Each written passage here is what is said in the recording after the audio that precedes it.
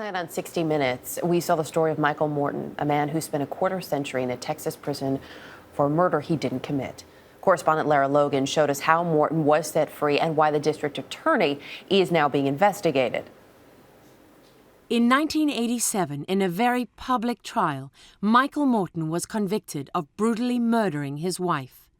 As he was led away to prison, he insisted he was innocent. I didn't do this. I'm sorry, what? I did not do this.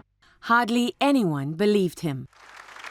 Until last year, when he was exonerated by DNA testing. Let's go. By then, he had spent nearly 25 years of his life behind bars. What was it like for you to walk from the court a free man? It was so alien at first, it wasn't quite real. We stepped out of the courtroom, and it was a beautiful sunny day, but the sun felt so good on my face, on my skin. I could just feel like I was just drinking in the sunshine. Had you felt it in 25 years? I'd felt the sun, but I hadn't felt the free sun. Lara Logan is with us along with attorney Barry Scheck. He is co-director of the Innocence Project, which led the effort to reopen Michael Morton's case. Welcome. Let me begin with Barry. Thank you for joining us this morning, Lara. How could this happen? Well, this happened for a very simple reason. The prosecutor in this case, the evidence shows, did not turn over exculpatory evidence that he was specifically asked to in a court order. So the court order said, turn over the chief investigator's file. He supposedly turned over the chief investigator's file, and the judge reviewed it and said, there's nothing exculpatory here. And it turned out, of course, that there were plenty of exculpatory documents there, enough that I believe a jury would have acquitted Michael Morton.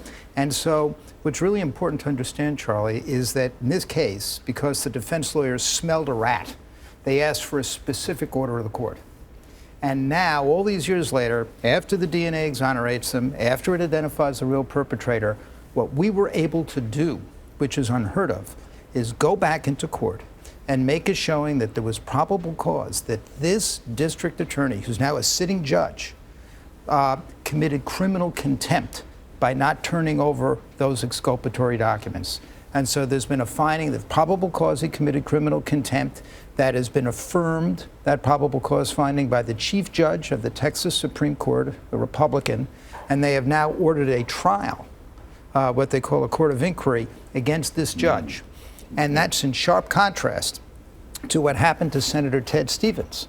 Because if you recall, in the Ted Stevens case, where there was lots of suppression of exculpatory evidence, and a special prosecutor was appointed, just the other week, after a 500-page decision, the special prosecutor says, I think they did wrong, but there was no specific order, and therefore, I can't charge them criminally.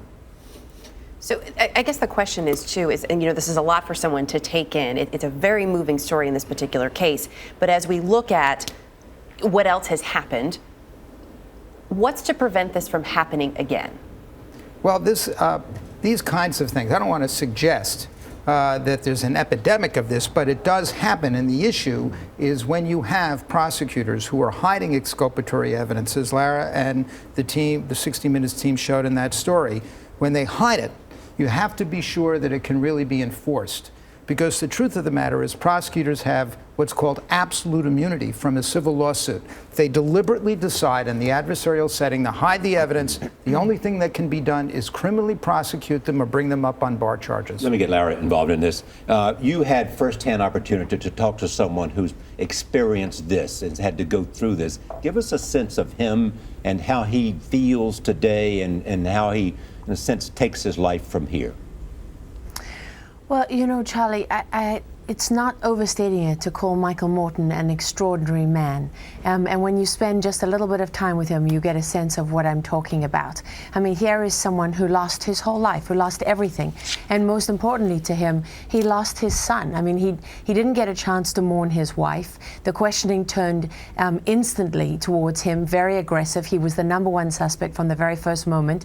And so from his point of view, there was really no effort even on behalf of the sheriff's Department or of the prosecutor to look for the person who really carried out this terrible, terrible murder. But the worst thing for Michael Morton is that he didn't just lose his liberty and his life and his reputation and his freedom. He lost his son, who grew up thinking that his father was a terrible, evil monster who murdered his mother. And that was the most painful thing for him. So for Michael now, what he's looking for, as he says very eloquently to me, is not revenge. He doesn't want a pound of flesh. He wants accountability. He doesn't want this to happen to somebody else. He said, I didn't do anything to make this happen. I just inhaled it. It just kind of happened, you know. And his point there is that it could happen to anybody. And so what Michael wants now is the justice that he didn't get nearly 25 years ago. What surprises you about him? What surprises me is that he is so incredibly eloquent. You know, you've spoken to people who've served time in prison, and you ask them what that's like, and you hear all the typical things that you would expect. Michael says things like, you know, it ate away at him like a rust. I mean, he finds words to describe things. He's incredibly eloquent. He did his master's in English literature when he was behind bars, and he admits, you know, he's so honest. He admits that it took him 15 years to overcome the rage he felt towards the prosecutor and towards the person who had actually murdered his wife.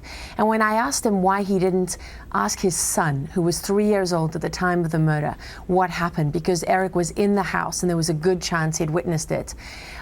As a parent, Lara, it broke my heart listening to Michael Morton describe how he didn't dare do anything to further damage his child and how damaged he was at the time. And I tell you, as a parent, Charlie, there's no one who can listen to that without your heart breaking. It's an extraordinary story. Thank you so much. Lara Logan, Scheck with us this morning. As Charlie mentioned, it is extraordinary and amazing to listen to him. So definitely check it out on our website if you missed it last night.